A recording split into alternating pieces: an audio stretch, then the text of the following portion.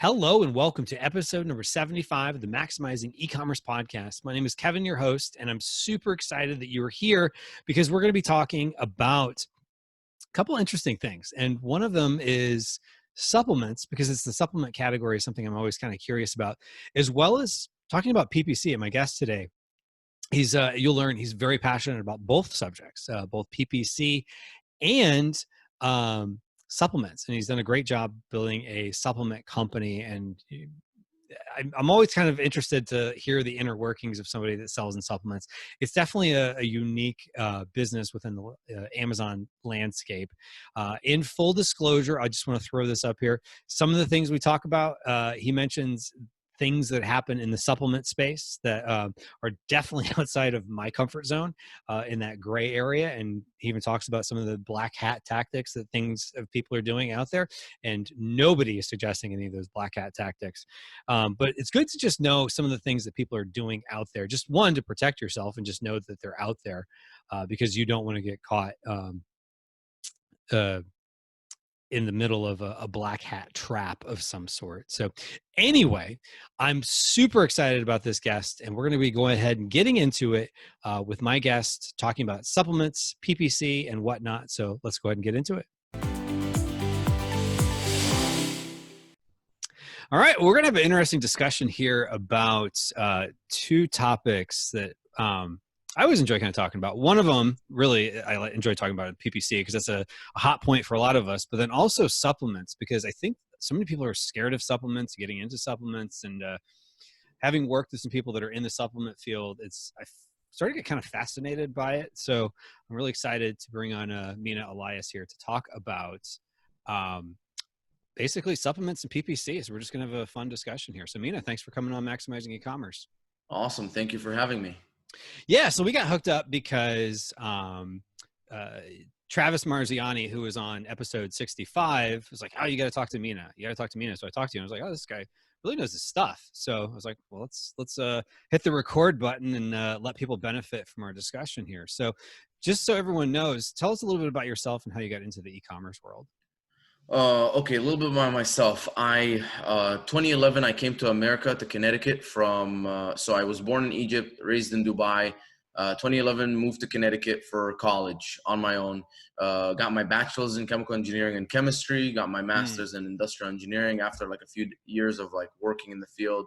And then right around 2018 is when I like started my business.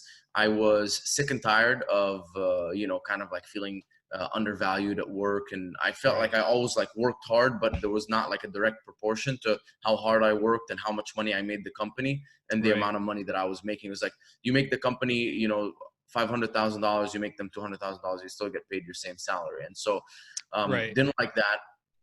And I said, okay, like I need to start my own thing. And I had no idea Amazon was a thing. I didn't know anything about this business. But I was very, very passionate about supplements, and I was very knowledgeable. And I would say like more knowledgeable than 99% of the population on supplements. And, and I just can confidently say that based on like how much research I do and, all that kind of stuff. And so I said I could probably come up with supplements better than most people. And it actually was a discussion that sparked when I was sitting with my dad on vacation. And we were just like talking, and he said, "Why don't you start your own supplement business?" And initially I was like, "Oh, maybe that's a little bit hard." But then I like looked into it, and it actually wasn't. And so, ended up calling Seller Central, figuring out how to sell supplements on Amazon. And I just started selling. Deep dived. I knew that the only way I could compete with such massive brands on Amazon, especially like Optimum Nutrition, BSN, like people been around since I was a kid, and like have been crushing it. And the only way to compete was to out tech them, these guys are all like the older generation. And I said, I need to find a way to use my, current skill set to outsmart these people. And PPC was the answer, because PPC is a very like it's like very intricate and a lot of iteration and a lot of like split testing and things like that. And if you're a big company and people already are searching for you under your brand name, you're probably like, whatever. I don't need to spend money on PPC, or I'll just like run a few campaigns, call it a day. And I know a lot of friends who own big supplement businesses who do that. And then me, I'm like, okay, how do I get as much visibility as possible and like sort of game the system in terms Hmm. of like Amazon and stuff like that to be able to sell, you know, and have a competitive edge. And so, you know, obviously created the formula that I created, I knew was going to be the best one on the market, because I obviously looked at everything in the market and I was not satisfied. So I made something better. But it's like, okay, that's not good enough. How do I make my listing, convince people, you know, to buy it? And then how do I show my stuff to as many people as possible in a profitable manner? And that's where, you know, I took the deep dive into PPC, learned everything possible I could about it. And obviously I'm always learning, but you know, that kind of gained my competitive edge there. And then now, you know, crossed the 7-figure mark in January Oh, of congratulations. 2020. Yeah. And so it's been growing. And now I have like multiple supplement brands, started manufacturing, you know, and started manufacturing supplements for other brands. And now I'm building out like an incubator type system strictly for supplement brands, especially the ones that want to shine on Amazon. Okay, well, let's unpack that a little bit. So when was it again that you started on Amazon? So November 22nd, 2018 is my first sale on Oh, Amazon. you remember it to the day. Wow. Yeah. It was the craziest day. And I sold 5 units that first day. Oh, wow. That's awesome. Yeah. It wasn't all natural. Like maybe two was incentivized and three were my friends. Sorry, two was my friends and like, yeah, two was my friends and three were organic. Oh, okay. Cool. Gotcha. Okay. Well, help me understand, why did you pick supplements? Because, you know, a lot of people are very nervous about getting into supplements because, you know, the word on the street is it's very competitive and hard to get Mhm. into.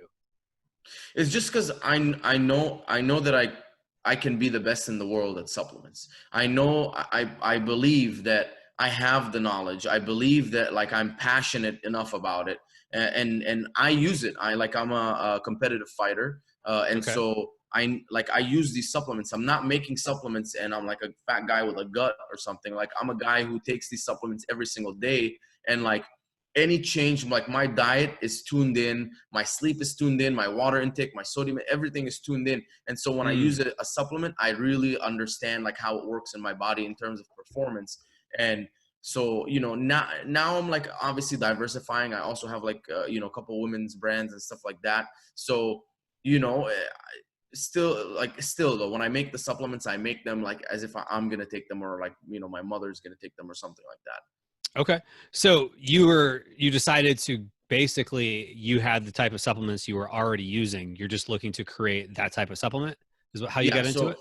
yeah, and so like when I came, so hydrolyte is the electrolyte powder, the first one I came up with, and basically like the way I came up with that was I was on keto, and Hmm. I was like, man, my performance is like, you know, not as good on keto. And I started doing some research, and it turns out that it's because your body flushes so many electrolytes, and even though I was taking in sodium at the time, it wasn't enough.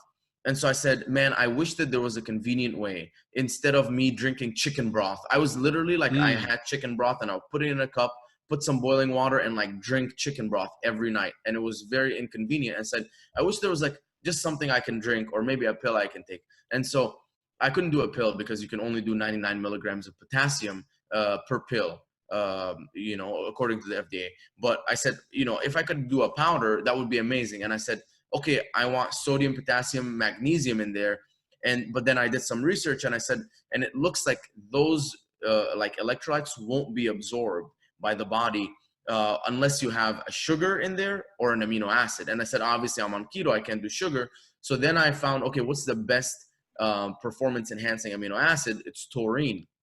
And so I added taurine into the mix. And then I came up with something that wasn't available on the market. It's something that had a high amount of electrolytes to replenish, like because I'm like sweating, I will legitimately sweat 2 pounds of water during any MMA session, like easily. Mm. And so that water is flushing a lot of salt out, and Hmm. I'm drinking a ton of water, but where's your salt going to come? And there's a sodium water, electrolyte water balance in the body. Hmm. And if you don't replenish those, you know, your body's not going to perform, your muscles are not going to perform as well.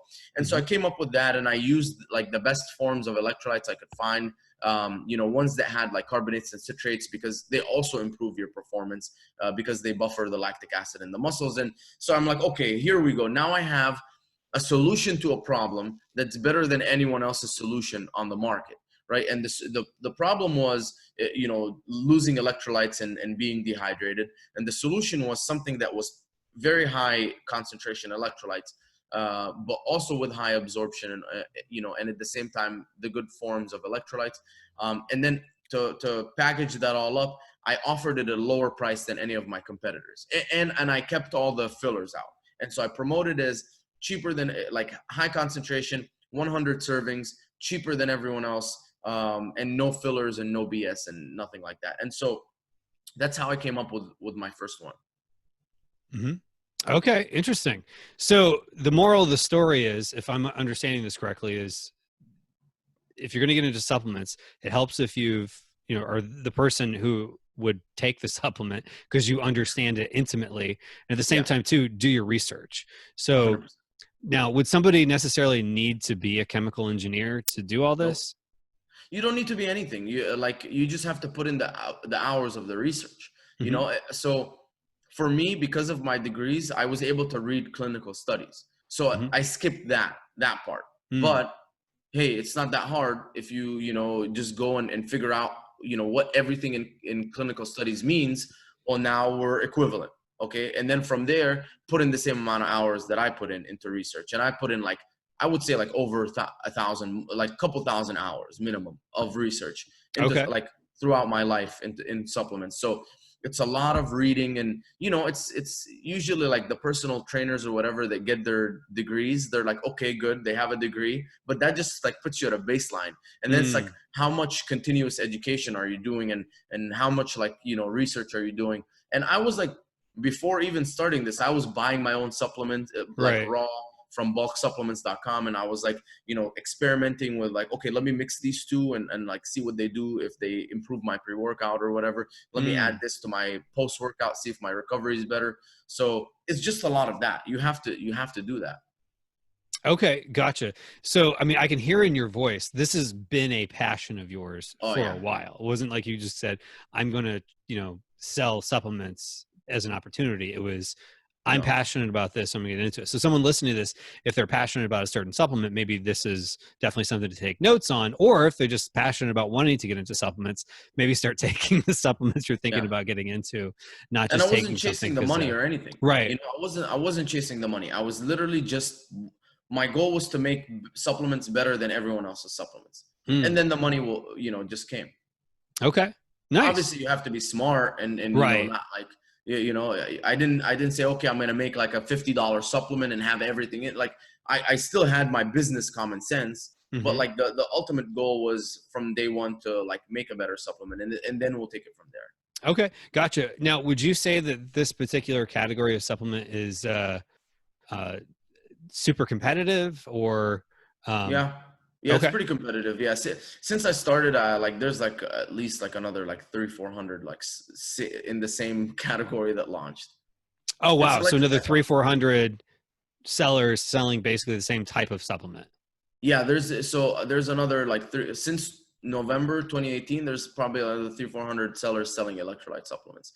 And not mentioning, like, all the new SKUs that the existing ones have been launching. Like, my competitors are launching new flavors all the time, variations, and so it's competitive, but it's like, I'm ready to compete. So, well, I mean, I understand that. So if you're an MMA fighter, I'm sure you're probably Yeah, competitive by nature too. So that's awesome. yeah. That's awesome. All right. So where all are you selling it? Are you selling it just on Amazon in the US? You're selling in other marketplaces, your own store outside the US? Okay, so this is probably a good learning lesson for some people listening. But I started out in the Amazon USA, and Mm-hmm. then last summer, 2019, I said, okay, you know what? I think I can, like, easily get, a lot more sales if I expand into Amazon Canada and Amazon UK, Mm-hmm. Germany, Italy, Spain, France, like the whole EU, because you just have to send stock to the UK, and then they'll, like, send it Right. everywhere. So I said, amazing, right? But guess what? It's shiny object syndrome. And I was not maxed out in Amazon USA. There was, like, the market cap is, like, very, very high. And basically I spend a lot of time and money, like, fidgeting around and, like, trying this and trying that in all these different marketplaces. And then the return on investment was so small. I said, it wasn't even the return on my money investment. It was the return on my time investment. And I said, if I took all this time and I put it into the USA, I would make so much more money. And that's exactly what I did. I took all that time and I said, screw that. I'm not going to like worry too much about that anymore. Let me focus on the USA. And I focused on the USA and I grew. And so I was in Canada, EU, all of the EU. And then I just pulled back and I said, it's not worth it for me to do it. If I hire someone and they do it, amazing. Very good opportunity. But for me right now, because I'm the only one in my company qualified to kind of do that, it was going to take too much time, and it did take too much time. And I also like, you know, there's so many different things that I tried, like in terms of like selling outside and stuff. I even like had a list of all like retailers, like small shop retailers, started calling them and saying, hey, you know, I work for this company. We have this product, Hydrolyte. Like, I think it would be a perfect fit. I looked at your catalog, da, da, da. And again, just a lot of like time spent, and return on investment was enough. And I'm like, dude, like literally, like if I do a little bit of PPC and get more reviews on Amazon, like I'll get like an extra 5,000 a month in revenue, you know? And so it's like, I stopped like spreading out so far. I did have a conversation with a couple of people who are in big retail, like Vitamin Shop and GNC and stuff. And they said, it's not recommended that you approach them. Let them approach you, because when they approach you, then it's like you have a leg to stand on. When you approach them, they'll bend you over backwards, and they'll want, like, I think they said 90-day terms, which means once your product sells in their store, they'll pay you 90 days later. You're responsible for any returns, damages, and it was like very unfavorable. And he said, I don't recommend it if you're going to them. If they come to you, you kind of like have a leg to stand on, and you can negotiate. And these are people, you know, with big, like, you know, 30, 40, $50 million brands that have done the whole thing, and they were just giving me their advice. So have not approached the big ones yet. So, you know, all in all, I'm just selling right now on Amazon and my website, which is Shopify. Okay, interesting. Yeah. So what's interesting is because, and you and I had talked, you know, about a month ago or so about the international part. And what, for a lot of people listening to this, they know I'm a huge proponent of selling in international marketplaces. But the difference is, if you're selling a spatula, you just take your spatula and you offer it for sale in Canada and UK and everywhere and just go. In Canada, you have to get Health Canada. Yeah, you have to get a Health Canada. It's the NPN number, the natural products number, and that's something you definitely got to hire somebody to do. Yeah, I hired someone, and it took like upwards of 9 months. Yeah, it's not a quick process. Yeah. It takes a long time. And then the UK, it's not quite as in depth with the government, but Amazon's kind of the gatekeeper. But there's labeling requirements that are, every place is different, especially when this is ingestible products. So it's much different than it is in the US. So I can see how that would be different. So tell me a little bit more about the retail big box thing. So are you hoping that one day, like, are you kind of I'm baiting the hook, so to speak? Yeah, I'm hoping one day I can be in the shelves and all that kind of stuff, but I want it to be like on good terms. You know, I don't want it to be where I'm just like so happy to be in store, but like, is it a financially like sound decision? No. And then, you know, so I talked to Costco, and Costco said, come back when you're 30 million a year. So I said, okay. Yeah. They said, come back when you're 30 million a year. I said, okay, I'll come back when I'm 30 million a year. And so I couldn't do that. And I had like I had an in with Costco. So it's like a consultant that's like onboarded so many brands into Costco. And he said, yeah, it's 30 million. And then with the big box stores, so I had a friend, and he said that he was doing around 40 million in sales total. 35-ish came from Amazon, and 700,000 came from big box retail, Vitamin Shop or whatever, GNC, stuff like that. And he said that on top of that, it was even more hassle, because all of those people were started like obviously they wouldn't say that they did, but they started hijacking his listings on Amazon. And I was like, oh, but you're brand registered. He's like, doesn't matter. They were forging letters saying that we are authorized resellers. they were forging the letters, signing it, and then sending it to Amazon saying, we're an authorized wholesale reseller of this brand. Please let us sell. And Amazon would approve them and they would hijack the listing. And he's like, dude, like this was like such a nightmare. Oh, wow. So basically, if I'm understanding this correctly, like the franchisees or whatever that own the individual vitamin shops or Yeah. whatever, the places were purchasing the product, and then they were just saying, well, Well, since we got wholesale rates anyway, let's go ahead and offer it on Amazon. yeah. So if it sells in the store or if it sells on Amazon, whatever, we just need to get rid of it. They want to make Right. money. Yeah. Right. Okay. So was he protected by any clauses in his contracts with, Yeah. the retailers? Yeah. He was protected, but it's like, how are you going to catch him? Oh, true. Like they're like, oh no, like we just sold our stuff in our store, normal. And then you could just sell everything. You could sell everything to like, your boy who works the back office or something. And then he could Right. list it on Amazon under like Health Shop Inc., some random name. Right. Yeah, that's interesting. That's interesting because in that I could see how that could be a concern. So, if you're doing 30 million a year and someone's taking, 5 sales a day on Amazon, that's not the end of the world. If you're doing 1 million a year and somebody's taking a chunk of your sales, that's starting Yeah. to have an effect. Yeah. Yeah, Yeah. I could see Yeah. that. And again, the worst thing is if someone does hijack your listing and then sends your product and you don't have any control over how it's being stored or it's being handled. It comes with the seal broken, it comes with something, then now your reputation's on the line and your quality assurance is not up to par because other people who are not in your business are selling your stuff.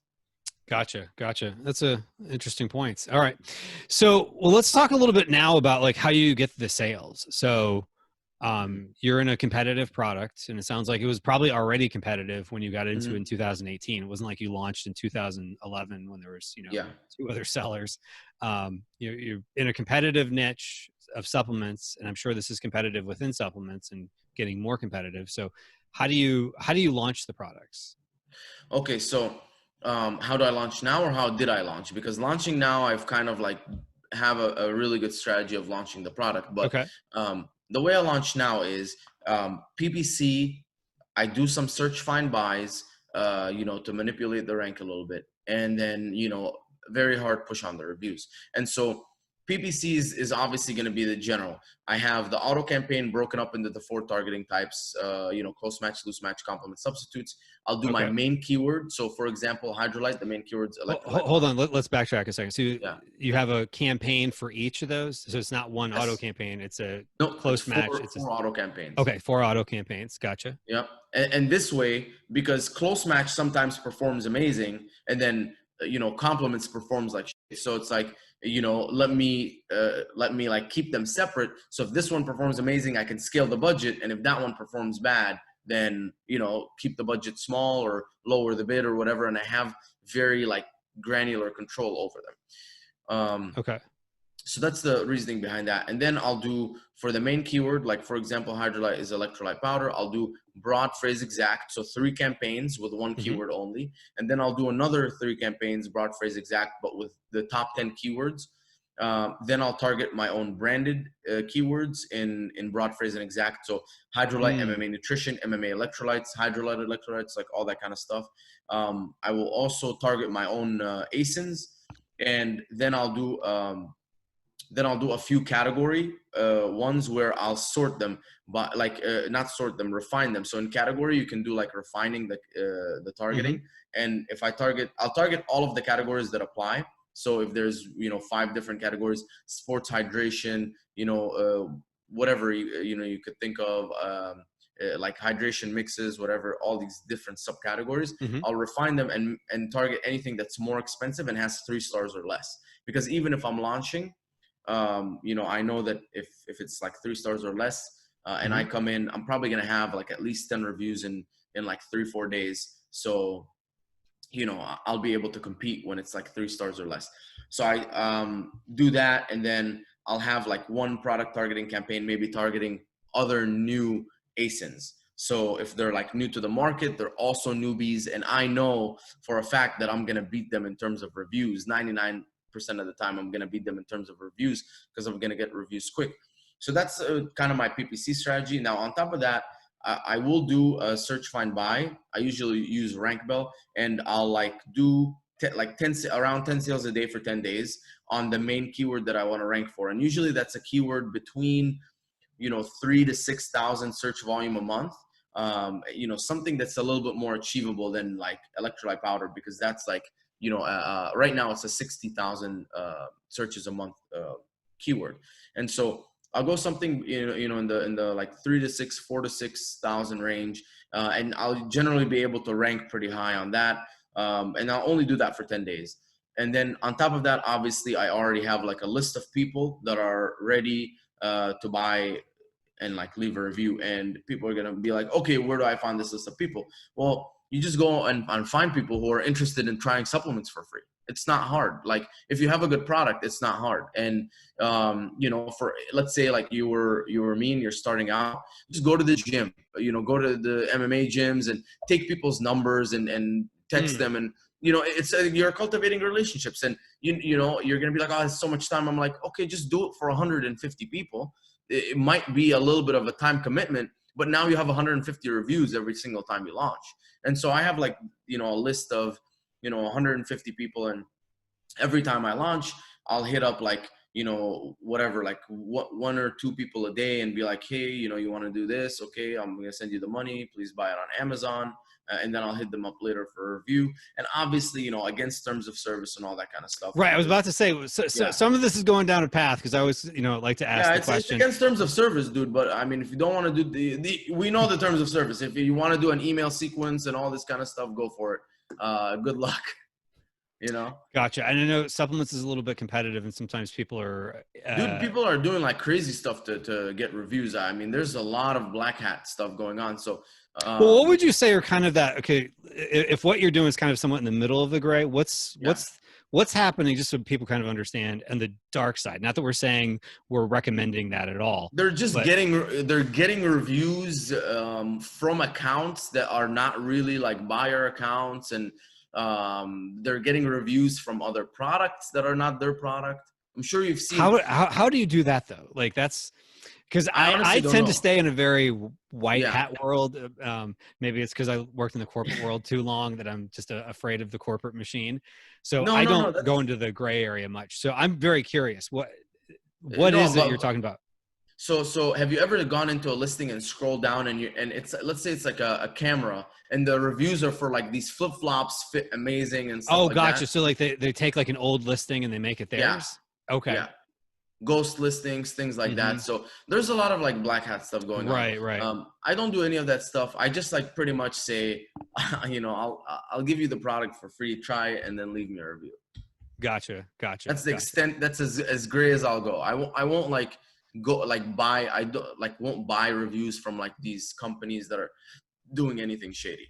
Gotcha. Well, one thing I will say, no matter what, is there is a very white hat thing of just finding people to talk to that'd be interested in your product. Now, what you do from there, and then buying them at full price, buying your products at full price. Whatever the case is. So if you have a list of people who are the type of people that'd be interested in your product, that is something businesses since the dawn of recorded time, since before telephones, have been trying to figure out how to do. So that part, I agree with you 100%, because at the end of the day, that relationship. So if you have a relationship with the person, whether how that transaction looks on the back end is kind of up to you. But if you have a relationship with them, you're going to be more likely to get the outcome you want than if you just simply, list the product and, hope for the best. So, I mean, a lot of people talk about different strategies, like Carlos Alvarez, who I've had on here. He talks about like going into like hiring people to go into coffee shops and put flyers up of, text this number for, basically to find the type of people who would be the people who would buy his product. So there's lots of stuff you could do. I agree with you. You gotta think creatively. Okay. So now what are you doing as you're refining and A/B testing your PPC campaigns, as you were describing? Okay, so once the PPC campaigns are launched, then it splits up into two groups. It's discovery and then, targeting. And so for discovery, basically I'm going into the search term reports, pulling out every single customer search term that was triggered on my auto campaigns, my broad phrase campaigns, any ASINs as well. And then I'm launching so I want to get every single keyword possible Okay. in broad phrase and exact. So Hmm. once they're in all three phrases, now I consider that keyword as being targeted. So now it's a keyword and it's being targeted in the three different types.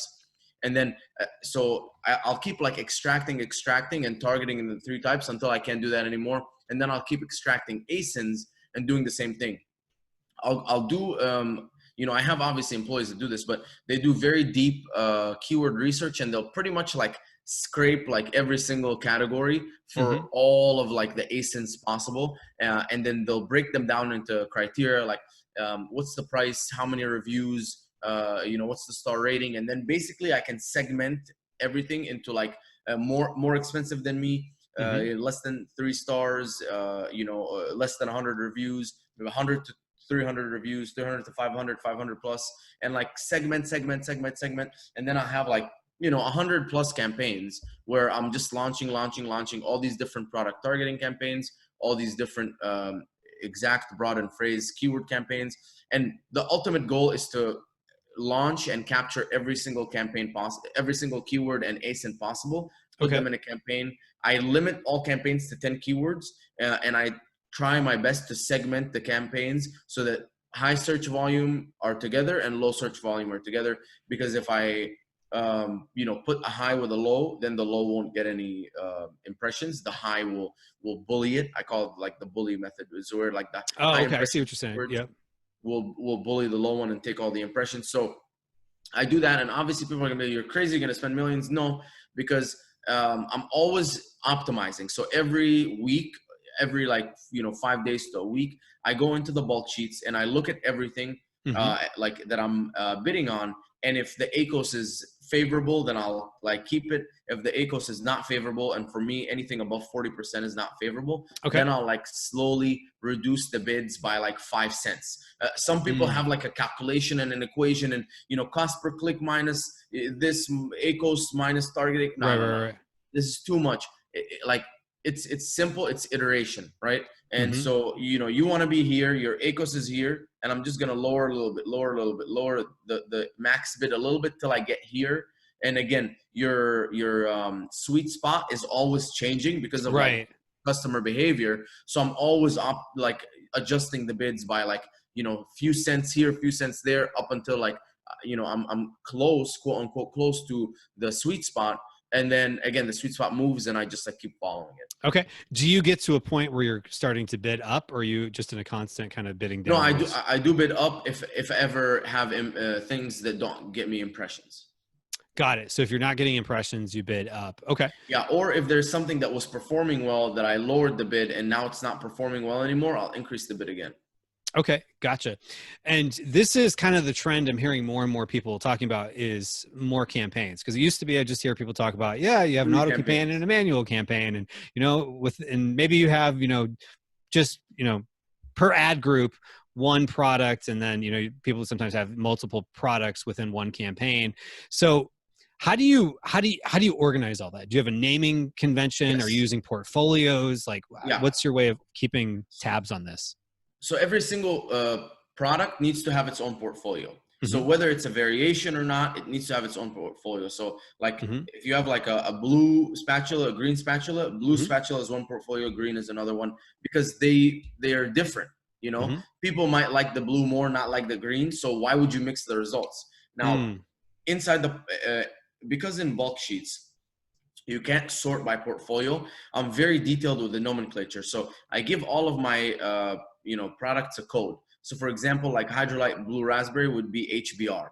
And then every single Okay. campaign begins with HBR space dash space. And so this way, when I go into the bulk sheets and I want to like, I need to only look at, certain, like I can't look at all of my bulk sheets all at once. It's just too many products. It doesn't make sense. So I Hmm. always like will click on sort or like filter, and then I'll only show one SKU. and then I'll look at the performance of that one SKU, look at the keywords, look at everything. And so this makes it possible having that nomenclature. And then after that, say what type of like, is it auto close match, auto loose match, auto, or is it manual exact, manual broad, manual phrase, or whatever. And then I'll do a little bit of a descriptor at the end, like from search terms or so, from STR, search term report, or something. Mm-hmm. And then obviously sometimes there's like 100 keywords and I'm doing 10 campaigns for the 100 keywords from the search term report. So it'll be like, exact from STR1, exact from STR2, exact from STR3. I don't bother with the dates and all of that kind of stuff. And another thing that everyone has to keep in mind is make sure that you're not creating a lot of duplicates, because that's just like very right. messy. That's another, I was going to say, how do you keep from duplicating to having like the same keyword in 7 campaigns? So every time we launch like a campaign, before we launch it, or let's say we pull stuff from the search term report, I'll go into the bulk sheets and I'll pull out all of the keywords that I'm targeting, and I'll have one column for all of the exact, one column for all the phrase, one column for all the broad, and then I'll compare everything that I want to launch, from the search term report to those lists. And so if it exists in exact, I will make sure I delete it and say, okay, launch these ones only as exact. If it exists in phrase, I'll make sure to delete it and say launch only these ones in phrase, and so on, because I never want to launch the same keyword twice. It just doesn't make sense. Right. Okay. Yeah, because sometimes it could be competing with each other, all kinds of things. Okay, that's interesting. So you even have campaigns named that it came from another campaign. Yes. Okay. So help me understand your philosophy. Are you, when you're promoting keywords or putting them into their own campaigns, basically from the search term report, I'm assuming, how is it are you going straight to exact? Are you starting with broad and then All going three. up?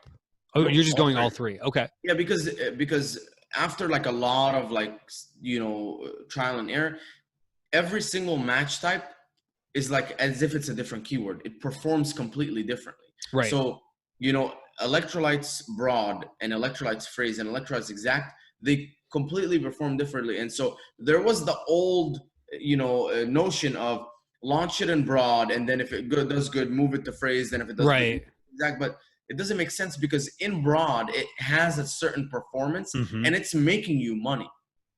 Right. And then when you launch it in phrase, again, it has a certain performance. And what you need to understand is when you launch it in broad, it's triggering for like 20 different, 30 different keywords.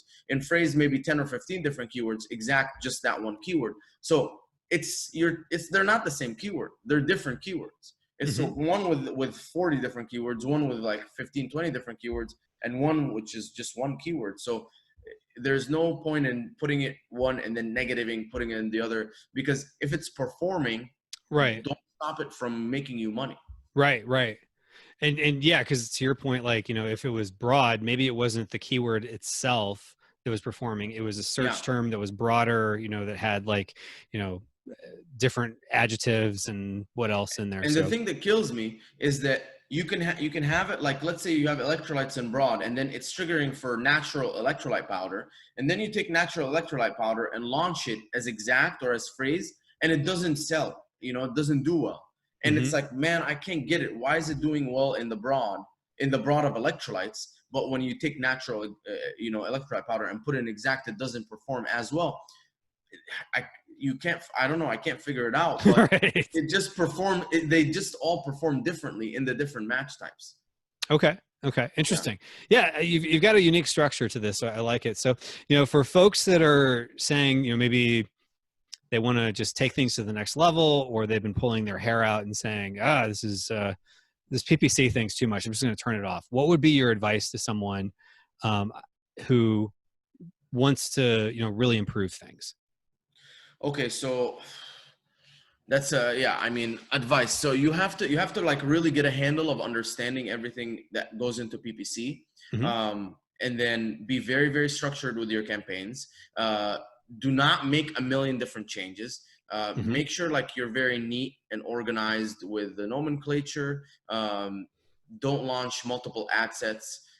keep it one campaign, one ad set, and then 10 keywords per campaign. And if, obviously, I have a course. So if they wanted some advanced training on PPC, there's the ppcuniversity.com.